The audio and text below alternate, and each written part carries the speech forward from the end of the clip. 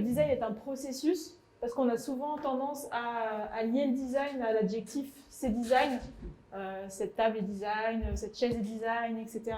Alors que non, le design, c'est vraiment une méthodologie de travail, c'est pas juste un adjectif esthétique.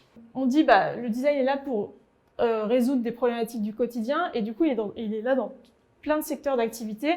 Ici, j'ai mis quelques exemples. Du coup, on a ici, par exemple, le design d'interface, le design graphique, le design industriel, d'objets, le design de mode, le design d'espace, donc l'architecture, et le design de service. C'est penser une expérience globale d'un utilisateur sur tous les points de contact.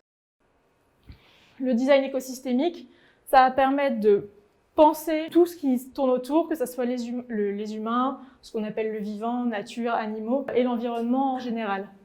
Ensuite, aussi, il y a la notion très importante de penser tout le cycle de vie du produit, sa fabrication, sa mise en service, et surtout, ce qui rejoint les conséquences à long terme, mais que devient mon produit, mon service, une fois qu'il n'est plus sur le marché.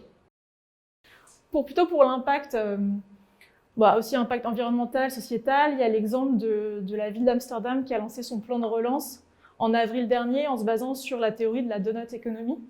Cette théorie, c'est de se dire on ne peut plus continuer à faire des choix économiques qu'en pensant à l'économie et à la croissance, parce que la société est prise entre deux tenailles, le plafond écologique et les besoins fondamentaux de la société.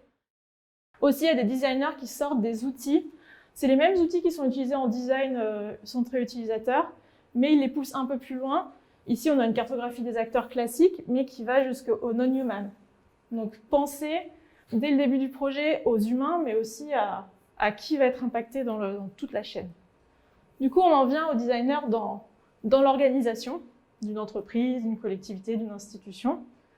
Mon constat, moi, actuel, c'est que le designer, il est soit utilisé pour son expertise technique, donc c'est un exécutant, il n'a pas vraiment de pouvoir, soit il est utilisé plutôt pour l'amont, donc toute la partie stratégie, mais c'est vraiment coupé. C'est rare qu'il soit de là du début jusqu'à la fin du projet, donc selon moi, déjà sa valeur est limitée parce qu'il a un designer est censé avoir toutes ses capacités, et en plus, il est déresponsabilisé sur l'impact, là on ne parle pas d'impact sociétal, économique, mais sur l'impact de sa solution. Ça, c'est à discuter, mais pour moi, c'est les quelques pistes pour diffuser que le design soit un peu plus présent en entreprise. Donc je pourrais conclure comme ça que le designer, c'est la fonction qui assure l'équilibre des enjeux internes et externes et ainsi assure la viabilité globale des futures solutions.